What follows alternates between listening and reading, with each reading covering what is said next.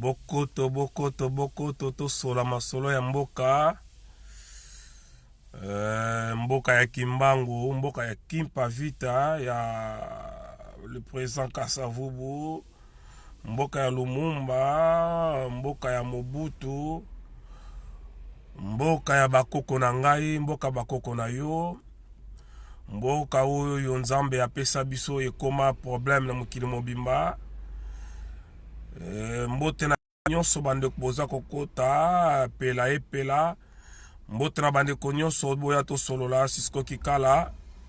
Bandeko toza toujours na mobilisation pour na grande marche oyo kosalama contre la MONUSCO et le Rwanda na Bruxelles. Yango tolingi tosolola Patrick Falanka, tolingi to mobiliser tosolola pour na makambo wana. Voilà, nalobaka yango chaque fois ndeko, soki yo bundeli mabele na yo te, muto mususu pe akobundela yo te. Donc voilà, voilà pourquoi ezali important, voilà pourquoi ezali important yo ndeko oyeba kobundela mabele na yo, kozela te mutu musu ya kosala na place na yo, parce que ozali responsable, to kozala responsable un jour. Tango bana no bakotuna yo, papa, mama, bozalaka wapi tango mboka na biso ezalaki envahi na bapaya. Papa nini yo salaka, mama nini yo salaka tango mboka na biso ezalaka envahi pa ya bapaya. Ezali, c'est vraiment un devoir patriotique nde omoni toza ko continuer ko mobiliser bato. Na lobaka yango na ebisa bato chaque fois que soki yo zana esengo na mboka mbapaya oyo vandi lobiki makambo ya mboka wana etali yo te, mabele ya Congo etali yo te, parce que vandi na Londres, na Angleterre, na États-Unis, na France, na Belgique, na Australie, na Allemagne, na Brésil, ozana yo à l'aise, na Canada, na Espagne, olobiki makambo wana tolembi yango. Olobi mboka wana tolembi yango bateka yango so bakoteka. Olobia mboka ane kobonga te soki bakoteka ba. Na koyebisa wa bandeko ndeko nanga na koyebisa yo, okozalaka jamais à l'aise na n'importe quel pays koleka mboka oya yo. Ingeta. Voilà. Donc bandeko nanga sujet zali moko ya mobilisation ya journée le 14 décembre na 10h na Belgique, porte de Namur. Bandeko nanga so toto sala marche oyoyo ezali tie pona koyeba ko finga to pona ko dénigrer ceux qui mutu moko boye. Ya batu ya Fayulu contre Félix, rien à voir. Ezali marche pona koyeba ko mobiliser bandeko na so, surtout baza ya mboka bayeba kozwa conscience koleka o bazwi lelo. Biso tovana na mboka bapaya, oui, tokoki po koloba bona mama oyo tovana na biso, toza na biso malamu na mboka tozali, transport eza ya malamu, courant ezali ya malamu, basoin de santé ezalaka ya malamu, bana na biso batangaka na bango malamu, toza na téléphone makamu tout ya malamu. On pouvait aussi nous de notre côté tovana na biso tolobi tokosala eloko moko te. Na zimbongo na ngai on a bundi $1, €1 na tindeli famille nanga. Après je dis je m'en fous de tout. Na tokoki pe kosala lokola bat musu ndenge basalaka opesi mu Congo, makambo Congo okipaka yango te. Yo zozelaka babenga yo ozela le 8 mars ekoka tango banda kosala ba manifestation. Ah non, journée de la femme. Une journée internationale, mais comment on a une journée particulière kaka pona ba congolaise, ba zaïroise. Okomona bango ba maman baza ko organiser ba fête par-ci par-là, ba manifestation par-ci par-là. Kaka pona mwa wana. Ba misusu déjà ba bandi déjà ba louer déjà ba salle, ba zo sala ba réunion kaka pona ba journée wana. Na ko bango journée zanga tina te, mais journée moko tina me pona biso journal ezala suna tina te. Pourquoi? Parce que makambo ezali important ya kosala, makambo ezali important ya kolobela, bandeko na biso balobelaka te. Makambo ezali ya kokipe bandeko bakipaka te. Kaka oyo koporte nango loko moko te na mboka, nde okomona bato bazalaka plein moko koboya. Basali nyonso ezalaka plein à craquer. Bato atongisi ba maputa, bato babimisi ba mbongo, basombi basali ba dépense kaka pona ba journée wana. Or, ce que ezali na bato oyo bazozwa ba crime sala ba mingi na mboka na biso, otoza ko déplorer en plus ezali yali ba viol ezosala mapona ba mama. Mokomona olie ba mama yango babimaka bazalaka na biso tant tozosala ba manifestation oyo bango bazali plus ba victime que biso. Ba mama boyaka te. C'est vraiment étonnant, ba mama boyaka te. Okay. Ce sont les mamans qui sont plus des victimes na Congo. Quand on parle de millions de viols, ils ont plus ba mama, ils ont ba mama. Mais tant on so benga ba mama boya, ba mama ba mona na te. Ba mama bomona na raté. Et là ça fait trop mal koka moi. Pour na bato batango bazoya te. Juste une poignée ba maman ba komi ko comprendre ba komi ko luka ba c'est ba tia la main dans la pâte pour la rebondela mboka. Ndeko na ngana koyebisa yo komba o ezali noble koleka kobundela mabele ezali te. Komba o eleki nyonso lukola kobundela mabele ezali te. On n'est pas là pour la koyeba kosala bon to koma ba star ou to koma boye loin de là. Oui, nous le savons que Mboka va libérer on a battu sauté. Ils ont toujours un groupe qui a battu ba élite va libérer Mboka. Mais pourquoi pas il peut faire partie de l'élite wana? Pourquoi ne pas faire partie de l'élite wa obunde la Mboka bande ko ngai? Ma belle wana ezali ya ngai na yo. Ba politicien oyo botela ka mutema batu wana il continue toujours à trahir le peuple. D'accord, rappelez bande ko ke régime Yalias Kabila ya occupant ya ba occupant ba signaka bako nanyo Boshab ba kenda ko signer bako ya ko pesa 300 km ya mabele na biso na Rwanda. Et bon mona yango Boshab aleka na TV lobi que non to se préparer ya ko accepter que Rwanda soit 300 km. To mona yango kayemba ba pesa yango na Angola. Mais dans le moment où les gens, parce qu'on se soucie de musique qui est zonga. Pour la bango concert à Falinde, c'est important. Pour la bango concert à musicien congolais, c'est important. Makambo le Canabien, boyo qui musicien ni nango oyo à se soucier à lui atta le kamumo ko pour na bato bakufi. Bazate. Bazalité. Namitunaka est-ce que biso na poto musique ça comme manqué biso. Avant qu'il y ait la makambo marche. Est-ce que na poto musique ils ont manqué biso? Est-ce que na poto kozanga musique vi na biso baby? Ou bien ils allaient le contraire?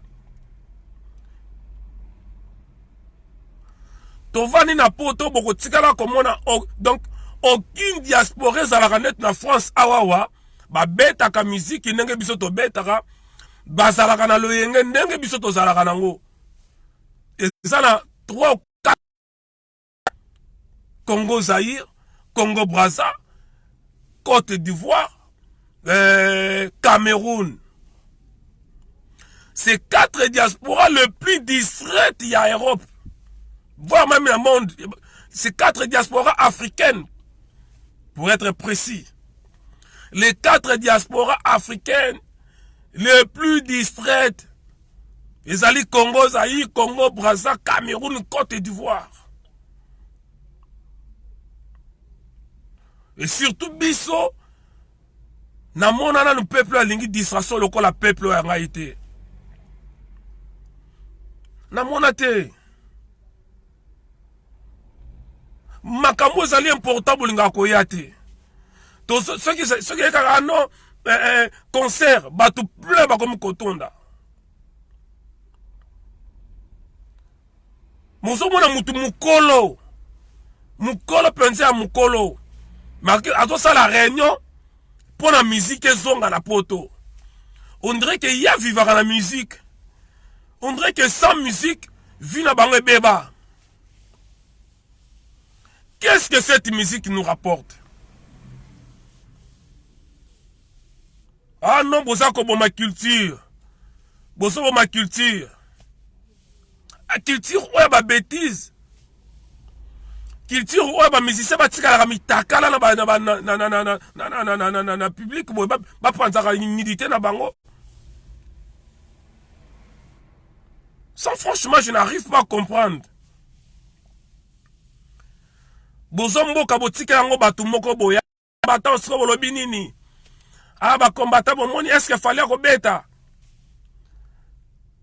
Ba combattant moni kutu Félix anga que la sali l'autre côté. Ah bolba ki Félix ensemble Félix ango boye. Ah ba combattant bino kaka Rwanda. Et pire encore lelo soko lobi mabe ya Rwanda la kati ya mboka na biso soki o attaquer ba Rwandais batu ba koleka ba défendre ba Rwandais bandeko na ngai ba Taliban tu benga ba Taliban. Et tant que tu as Taliban, ils ont insulté. Tu as chaque fois. Taliban, ils ont injuré. Taliban, ils ont offensé. C'est juste une connotation de ça pour l'extrémisme. Et comment ça la passe sur le téléméli rwandais, au lobby que Congo est occupé. Les fascistes, pour ne pas dire Balouba, parce que Balouba non soit à la UDPS, je l'ai toujours dit, Balouba non soit pas soutenu à Fati, mais les talibans, Bango, comme qu'on défend Rwanda, qu'on le Canada, Rwanda, na Congo. Les talibans, comme qu'on défend que Rwanda, qu'on le Karouberwa, qu'on le Kabisengi Mana, qu'on le Zoé Kanambe, qu'on le Kaipolis Kanambe. Soko meko beta kaka lisolo ya occupation ya Congo, lelo bato akotele mela yo, bandeko na ngai ya o balandaka Fati aveuglement. Beta na oma solo nyonso ko meko loba lisusu te que le Congo est occupé. De loba na nyonso, mais ko loba te que Congo est occupé. Pona nini parce que soko le Congo ezali occupé, ça dit faillu enani Félix azali président ya pays ya occupation. Pour na bango ezali insulte. Ce qu'on rappelle bon que Félix azalaki nommé ezali insulte. Okomona ka na vidéo nde banu ba bande ko luka ba vanu finga ta on a publié bani ko finga bani ko loba.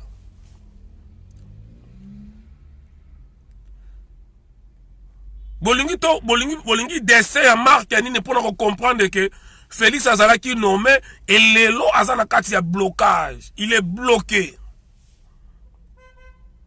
Et ce qu'on fait lelo, ce que tu as mboka wana tout mis bien, et que ba Rwandais ba bimi, et qu'on cause la paix avantage peut y Fati. Et qu'on cause la paix peut-être libérer na ba corps diabolique o ya signaki. Parce que Fati a signé mais l'on mi balé, a signé na papier na bic. La signé na makila.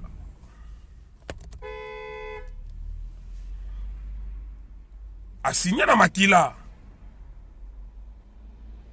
Donc, c'est pour vous dire que Mboka wana, bon excusez-moi, pardon, parce que là, bon, ça rétrovisait ce qu'on a télémis, voilà.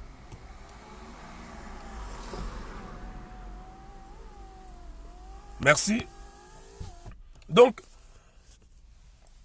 lelo soki ba Rwanda ba bimi na mboka wana et que ça l'avantage ya ngai na yo mutozo la ngai parce que pasi ya Congo zali ya biso nyonso tant to lo ba boye ezate to za contre Félix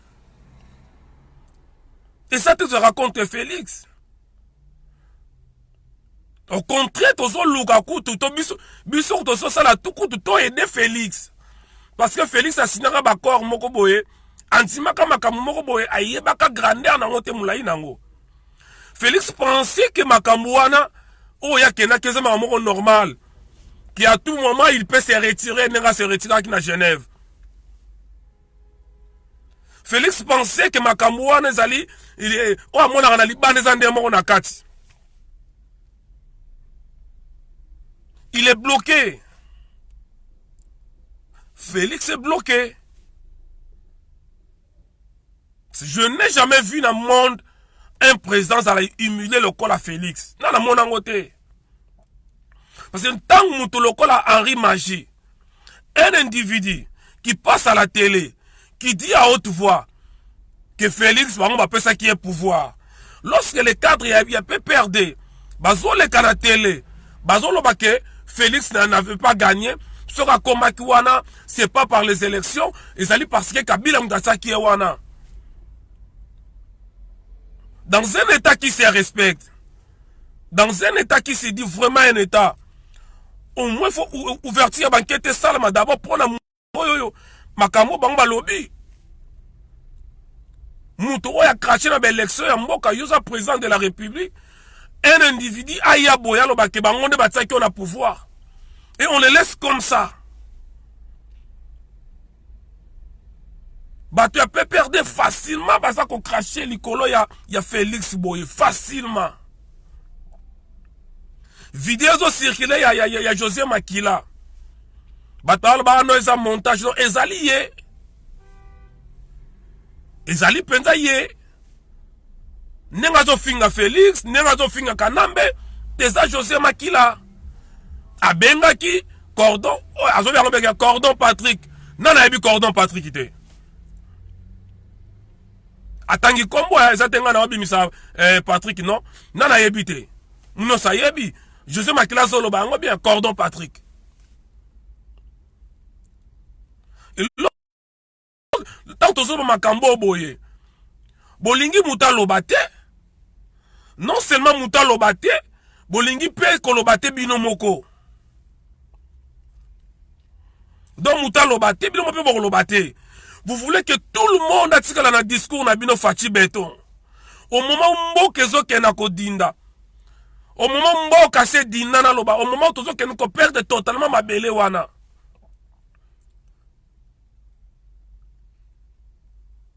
Au moment où il président de la République a nommé Moutou, a nommé Batunenga Nomaki Albert Yuma, na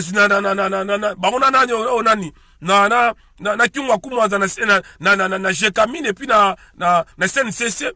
Un président de la République a nommé, mais une ministre qui est des affaires courantes, c'est-à-dire une ministre qui est sortante, a bloqué, a boyi, pour promulguer où il y a président de la République.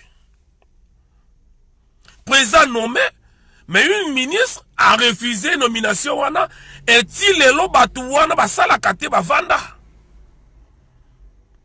Ti lelo batu au président de la République a nommé le ministre boya qui batu ape ba sala te. Mais les gens crient toujours Fati Béton.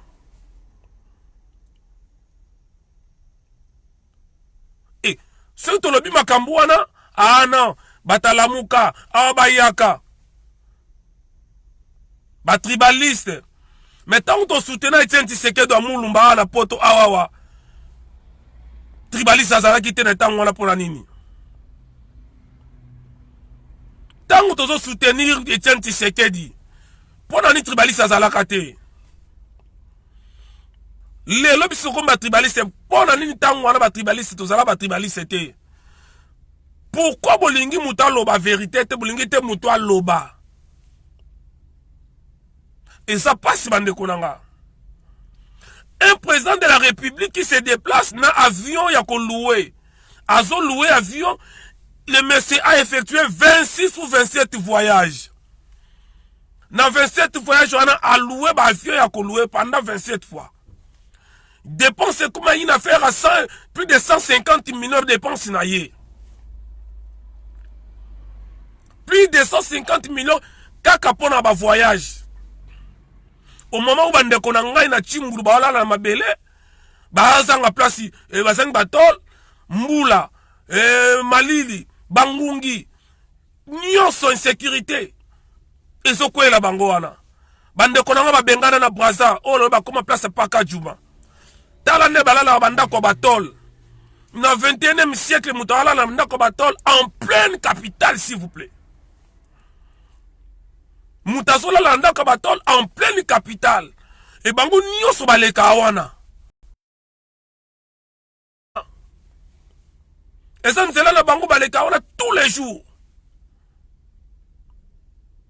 Tous les jours il passe là-bas. Et comme il place oya ki numbezo salama bango nyonso ba yebi ke paka tu me comme place ya bandumba et si ka bana ya 8 à 9 ans s'il vous plaît. Bon moi na vidéo zo si le moi na 9 ans 10 ans azo sala ki ndumba pour les sandaku. Moi na 9 ans 10 ans 11 ans 13 ans bazo sala ki ndumba pour na bale sandaku. Et là vous ne voulez pas que personne en parle. Fatih Béton. Mais comment expliquer que c'est un avion nango? Il y a un avion présidentiel, Ezali, avion Ezali. Comment le président de la République, au lieu de voyager en avion, il y a Mboka, on va sommer en bon, on va construire avec Congolais, mais on m'attend en avion, on sait l'avion présidentiel, on loue un avion à chaque voyage. Mais Kanambe a vu avion à Kanga Yango. Donc Kanambe a vu avion présidentiel à Kanga Yango. Voire même na bakiti ya pamba oyoyo. Bon tala barele le cas ya Kingaka tukuna ya Kanambe na batunaye. Bakiti présidentiel. Même bakiti. Na bakiti Kanambe à Kanga. Bakiti ya pamba ya kovande na Kanamba Kangi Yango. Mais ça passe. Peuple n'engeni oyo le bidango wayambo. Au peuple n'engeni boso qu'on continue qu'on soutenir si réellement bolingaka Félix, il faut que bon banda ko dénoncer. Plus oso dénoncer, plus Félix a roluka améliorer à ça likambo malamu zali poser à ba congolais ba zaïrois. Nous voulons la justice. C'est ça la grande réalité bandeko. Moi, je me demande comment expliquer. Mboka c'est un avion, c'est un avion. Pourquoi le président de la République ne peut louer l'avion? Ça, on ne comprend même pas. Comment un président de la République, l'avion présidentiel est allé? Oh, bah, ça, on a biso. Mais quand on a besoin de yo louera l'avion. Et ça coûte des millions, bah voyage, il coûte des millions. Félix a dit qu'on voyage, bah 150, 140 personnes. Non, il y a l'État. Azu bat musu bangulu musu atiki ya tozo lukaye. Ba yoka son. Aye na compte ya l'État tika liawa. Azo vivre na mbongo ya Congo. Vous ne voulez pas que personne en parle. Ceux qui Moutalobé Ali jaloux, Moutalobé Ali tribaliste, Moutalobé Ali haineux, Moutalobé Ali ngara félicité, oh batalamuka.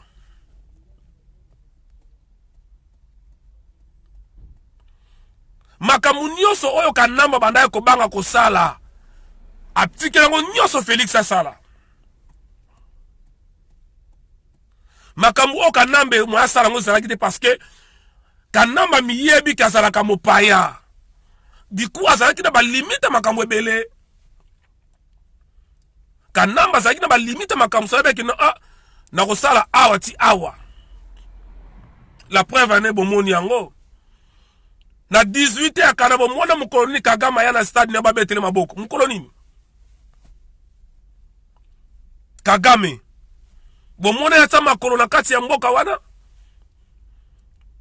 Ayi en public bo ba betele maboko. Et place in na kata stade des martyrs. Na stade des martyrs. Na stade des martyrs, bo bengi si criminel ou a créé ba martyr ebele na Congo. Biloko oyo régime ba Rwanda na kata Congo, ba Rwanda ko kosala yango te. Mais Félix a osé de le faire. Et ceux qui wana te ba taliba ba beteli Kagame maboko na kati ya des martyrs.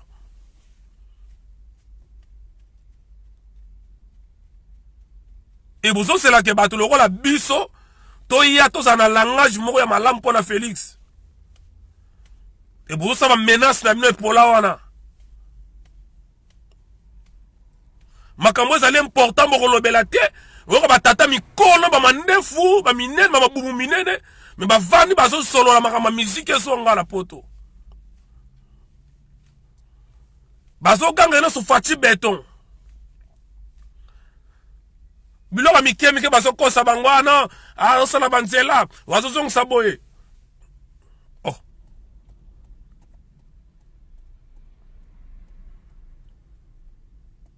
Na yebite mboka na soki to continuer na ngwa boye. Moi mayele sala mukie na batali bosa moi mayele mukie. Bota la situation ya mboka wana tout est bloqué. Moutako sabilote tout est bloqué. Bon, on Félix a voyagé à Keboye, tout est bloqué. Un président de la République qui fait son déplacement avec sa ministre des Affaires étrangères, mais ma papa n'y a pas de président qui a signé. Mais la ministre des Affaires étrangères, président de la République, la ministre des Affaires étrangères, ma papier, oh, il y a encore à Zozwa, na ba voyage na ye. Ministre Abutazana a signé, c'est pas le président qui signe. A Kena Ouganda, tout le monde, ministre Avani Mupandi, mais le président a signé na place à ministre. Bon, mon ango. Et dire tout ça, que tu as jaloux. Dire tout ça, que tu as tribaliste.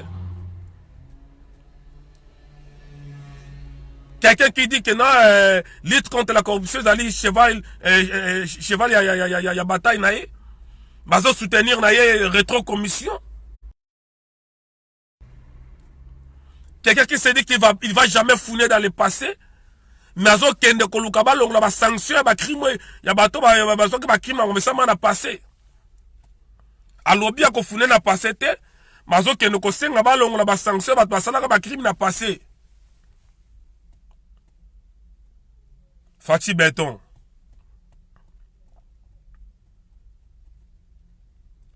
Bouling batol bate pourquoi?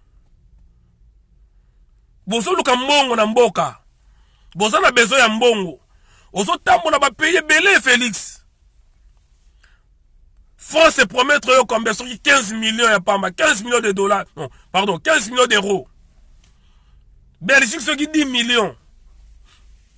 Un pays comme le Congo, comme les nôtres, les Zaïre, bon, que aide 10 millions, s'il vous plaît. Aide 10 millions. Ok, 10 millions, on a une approche à Katumbi, et une approche à Mouzitu. Ce que vous avez Mouzitu, on a 15 millions au Leka. Pas Yiba la Congo, Mouzitu. Ce que vous avez Katumbi, on a plus de 15 millions à Yiba la Congo. Tibala, à Kotakim, a comme tant on nommé ministre à Nyonga Mapa. 6 mois après, a comme Kotonga Bandaku partout dans le monde. Félix, au lieu que nous recevons un Mickey, Sony, 10 millions, 15 millions, Bandaku récupéré un Kimbuta, Mouzitu, Katumbi, Yababocha, Kalev, Tangofo, Kanambe, Jeannette, Mongo Zawana. Mambongo est en Katiwana. Pour ceux qui ont sonité, un pays le plus riche du monde, Kabela a 15 millions. Le Kabela a 10 millions. Au moment où il y a des milliards et des milliards de comptes fictifs, oh, biso soyebi. Oh, ngaloto yebi. Pourquoi ne pas qu'on lance commission de Yabie Malaki? Ne fût-ce qu'on récupère Bambon, ne fût-ce que Bambon n'a pas qu'on récupérer en haut. Bah bien l'État qu'on récupérer en haut. Nous on ne demande pas de Félix s'il peut le faire. Il doit le faire, c'est l'impératif. Il est obligé de le faire. Il est obligé de le faire. Félix est obligé de fouiner dans le passé. Parce que le Congo, les Zaïre n'appartient pas à sa famille. N'appartient pas à sa maman, n'appartient pas à son père, de fin. Le Congo Zaïre m'appartient, t'appartient, appartient tout le monde. Donc c'est pas à toi, Félix, il y a qu'on s'est décidé que tu vas arrêter, que tu ne vas pas arrêter. Quand est-ce que tu vas fuiner, quand est-ce que tu ne vas pas fuiner. Non.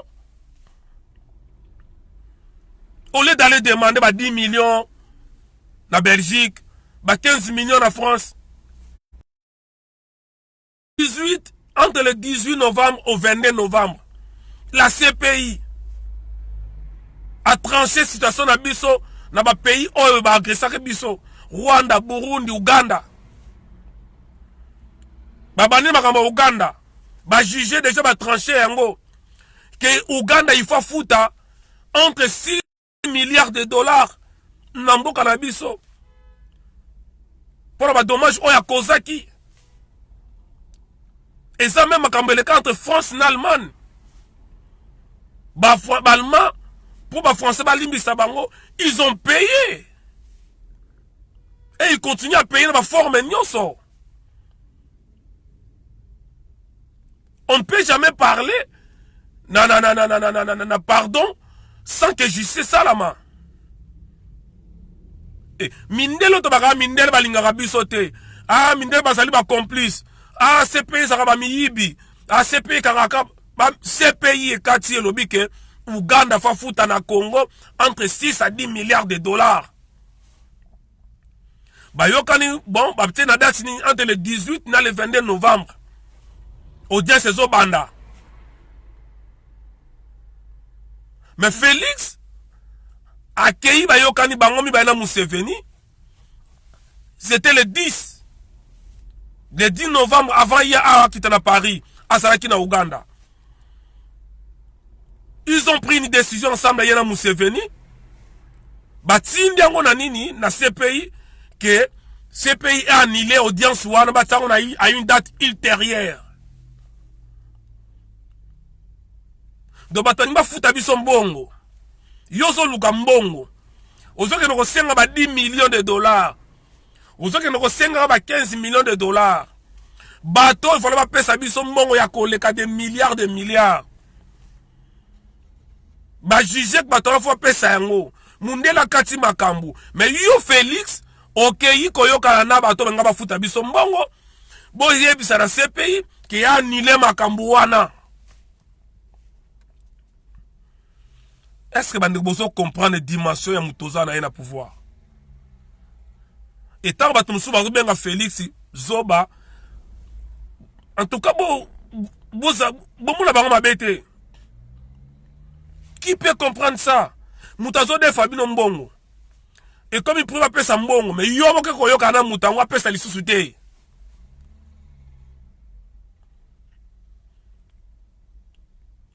Chilo Jova, Félix Azalaki na Ouganda le 10.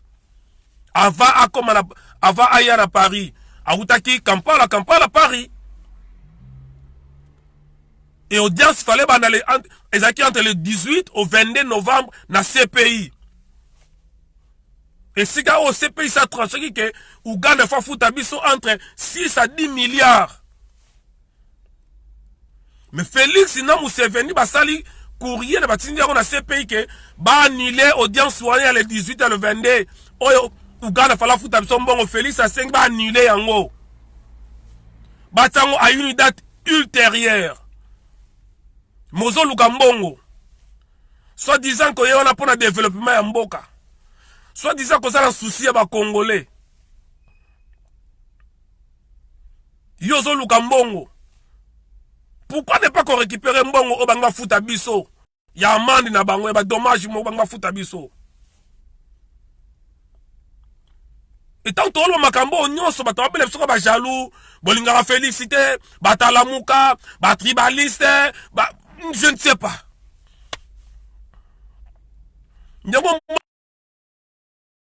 Il y a batu moko boye to nini. Mais ce qui bolobi que Félix azalaka président ya Congo, mais botika ba Congolais ba se roba lobela ye. Ici on ne parle pas de Félix président à UDPS, non.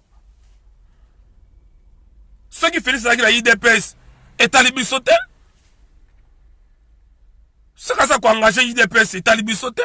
Mais au moment où ça ko engager mboka na ngai na zana droit ya koloba Parce que c'est mon pays à moi. C'est ma terre, c'est ma nation, c'est ma patrie. Et c'est un gars. Bolinto le bâté.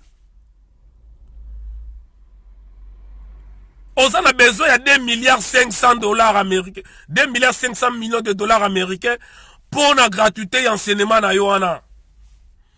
Mais Ouganda faut foutre entre 6 à 10 milliards. Oyebisi batumindele ba nile yango Ouganda futa yango siko te. Mozo luka mbongo.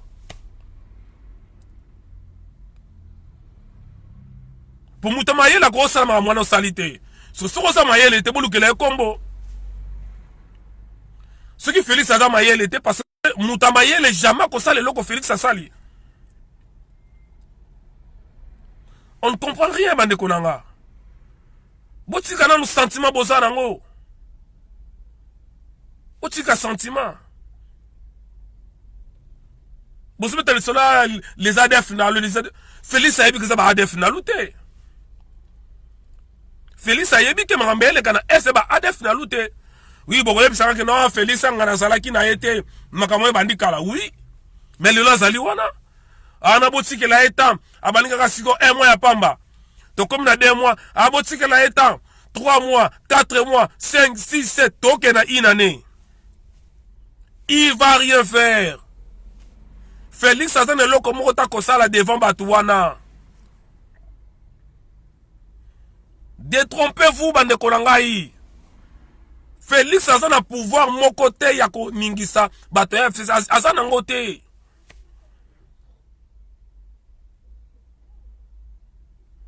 Certainement, Azali, il n'est plus de nôtre. Félix n'a pas le pouvoir yako ningisa régime moana est-il le à Kanambe. Il n'a pas le pouvoir. Il n'a pas le pouvoir. Na miracle nini Félix Arokangabata Kabila. Na miracle nini. Justice c'est ça Kabila. Na miracle nini. Défense c'est ça Bango. Na miracle nini. Na miracle nini.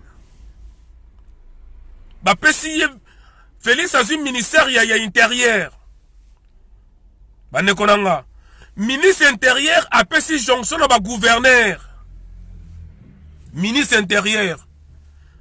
Ministère intérieur, ministère moko, parmi les ministères clés à Mboka. Excusez-moi. Un ministre intérieur a pris ordre dans le gouvernement, bourgmestre. Mais le gouvernement a rejeté ordre à ministre. Oh. Je suis là, lobby, papa, nenge, balinga ki ba bomaye kasi. Chilo banga ba bomba Félix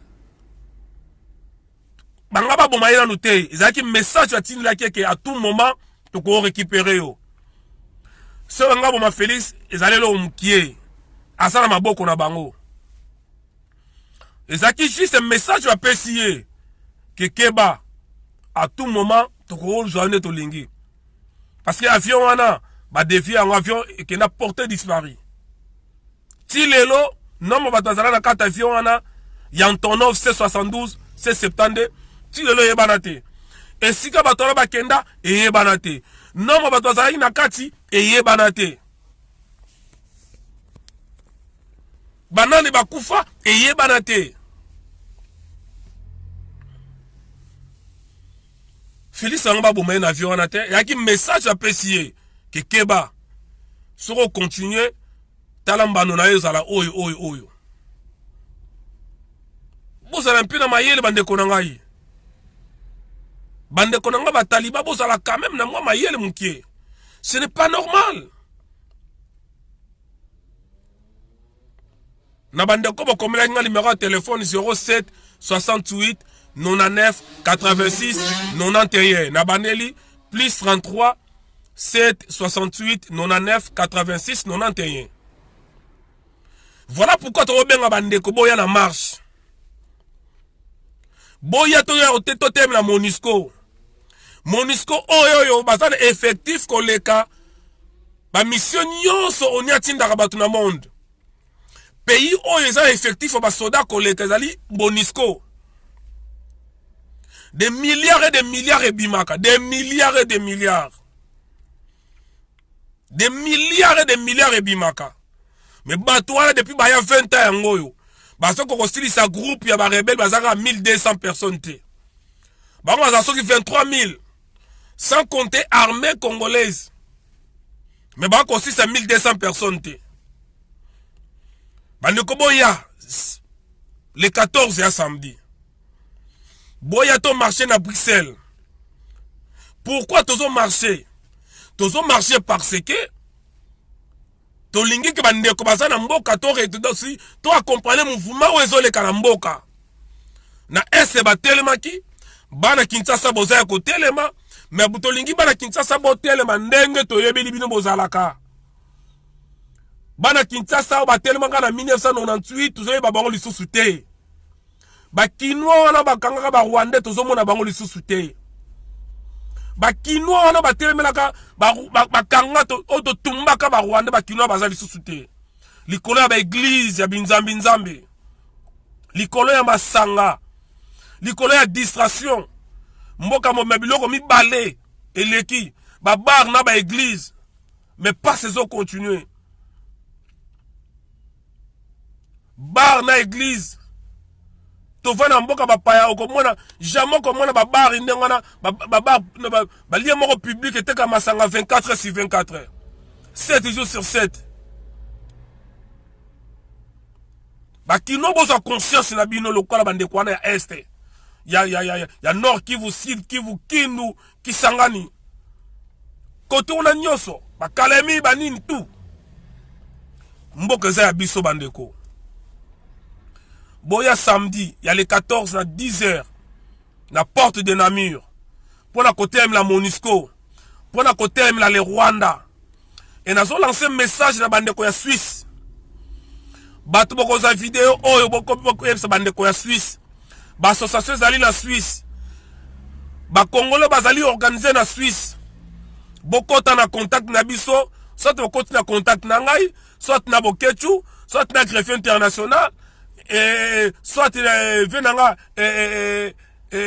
donc bazoro côté contact na bazoro batu nyonso boko Christian Bola boko ta na contact na biso de façon que to ça la journée moko o to kokuta na biso nyonso na Suisse ko kene ko déposer memo na kati ya ONU message ali bande ko ya Suisse après marche ya Belgique to kokita la Suisse biso nyonso.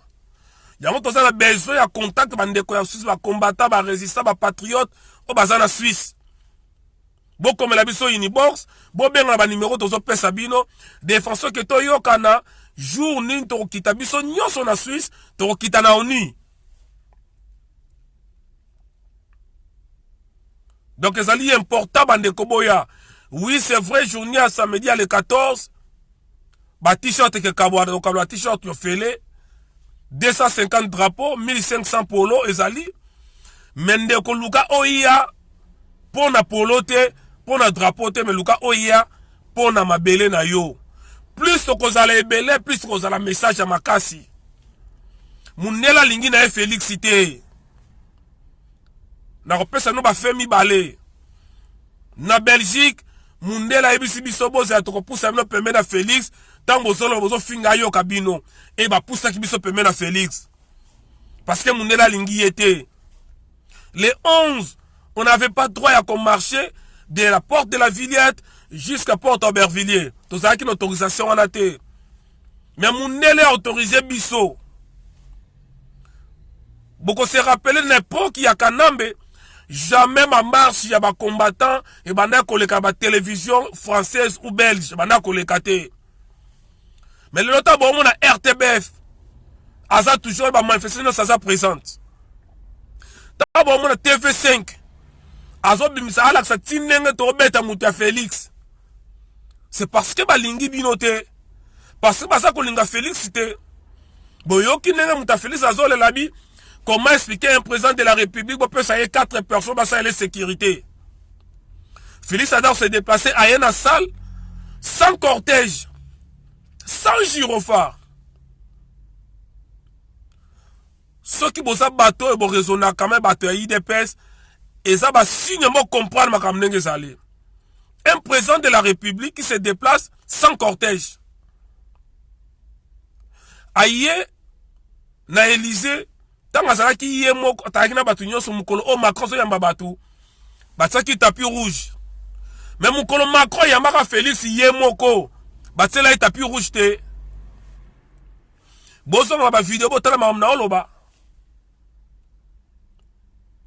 mukolo Macron yamba Félix la yamba batela tapis rouge te o ezalaka pona ba président de la République nyonso mais Félix batela tapis rouge te. Ce sont des signes que Mundela lingi félicité. Alors ceux qui Mundela lingi félicité, Bobo sama ma élection, après chaque élection, Bobo sama ma élection. Biso na Mundela Boutunio ça thème la Félix parce qu'il n'y a pas la justice dans Mboka wana. Et là comme moi comme monde entier so senga Félix c'est la justice que ba Rwanda ba longwa. Jamais un régime qui a perdu des élections et s'est retrouvé sous na 4 régime. Régime ceux qui perdent des élections qui sont en opposition. Même ceux qui ont la coalition parce qu'on a la majorité. Mais du moins, au ça la coalition n'a parti où ils perdent et comme une opposition. Au sali coalition, mais bon, on a opposition. Et non que au sali coalition, on a 4 régime. Et ça l'a raté. Moutouma Soub Sanga, mais même ceux qui Fayoulou, Falpanga obligé à travailler na Feli na Kanambe. Non, c'est faux. C'est faux. Ceux qui Félix Azalaki élu, véritablement, Azalaki élu, et le Kabosanga sa ngosani. Admettons la place à Fayoulou. Et le Kabosanga ngosani, parce que ce retali, bah résultat il y a élection présidentielle, et il y a qui enfin, bah résultat, il y a une élection législative, et il y a qui, c'est quoi, 1 mois ou 2 mois après que le président de la République s'abîma. Donc le président, qui vraiment élu, il avait le temps, il y a Kolongo la Seni. Au changer Seni wana. Nantimite ce qui Seni ya yo ya bien. Nantimite ceux qui connaît nang azalaki wana te, Kabila y a son majorité dans le Parlement. Nantimite. Nantimite que ceux qui connaissent nanga za raté et que Félix Alongoli connaît nanga atie pena mutumo ya Seni ya malamu asali sa élection législative ya malamu nantimite que kanamba ngaka za la majorité na parlement qui veut dire sera sa majorité na parlement te akozala ba gouverneur te akozala ba sénateur te. Alors arrêtez de dire que non, même ceux qui Fayou le Ngosama, non. Fayou le coup tout est hier, moi quand Félix sera Zalaki élu, il fallait changer à Seni wana. Donc bande kolangai vidéo ezaki pour la mobilisation, il y a le 14 décembre na 10h na Bruxelles, porte de Namur. Ils allaient marche et tali politicien mon côté. Les alliés marchent contre la MONUSCO, ou en complicité, na ba rebelle, ou bazo bon bande ko yangai na yo. Ba vidéo zo laksake, ba rebelle ya ADF nalu, ensemble na ba soda mona ya MONUSCO. Bon moni nenga ba soda MONUSCO bazo pesa bango ba teni affaire ya FRDC. Donc les alliés importants yo mutu oyo obundela mboka na yo. Olinga Kamboka na yo, yaka le 14 tomonana, to ça la marche. Mais beaucoup remarqué que ba taliban ba koyate. Beaucoup remarqué ba tout nyonso ya la sima Félix aveuglement ba ko la marche wana te. Alors, ceux qui biso to hôtel na ba Rwandais na MONUSCO, bino bobo ya ko soutenir biso. C'est que boza côté nini. Ceux qui ont finga biso poto au thème ba Rwandais. Poto ba occupation ba ko finga biso ceux qui boza bata côté nini. Bande ko boya bon mobiliser batu. Oya za na voiture avant na France ndeti ngai na za na 4 places batu ba ko yana ko mema batu to kene ba marche on va na ka côté mema batu to kuta na biso nyonso. Na Belgique le 14 contre la MONUSCO et le Rwanda. ingeta ndeko. Merci nyonso bokotaki bambote na bino nyonso. Merci tout le monde. Moi natanga ba kombo ezate parce que bandeko ba se plakité natanga ba kombo tana osana ba vidéo ezali importante. Donc numéro ya ngwana bobenga ngana 07 68 99 86 91 pour na ba précision marambetali barambi mboka et puis éclaircissement concernant pour la marche wana. Ingeta kalamite to bana mobilisation contre concert ya Fally. Mobilisation contre concert ya Fally. Et tout ça qu'on mette garde na mutu nyonso. Oya yebi ke soit disant azalaka combattant. Aucun asima musicien comme contre biso toko s'en charger na yo. Toko s'en charger na yo parce que mukolo wana ce que kutu nzete ya mai to zikisaki yango le 11 et bongo yo Fally nzete ya kokauka. Ce qui est Félix entre guillemets président de la République ba français ba tela qui est sécurité te bongo yo Fally. Token on dans l'amiable. Tozo tina ba courrier, toko solana bino. Tozo na 3 étapes. Première étape so bobo yango token nango la force. So na force bo gagner biso, to sombi ba billet. To sombi ba billet, to kota na salle, to bina na ndenga ba combattant. To somba ba billet, to kota pe na Bercy. Et puis to yeba ngo kuna na kati. Voilà. Donc message à qui ngwana ingeta merci na bino nyonso. Le 14 décembre na Porte de Namur Belgique na 10h na Bruxelles ingeta tokutani mbala siba ingeta.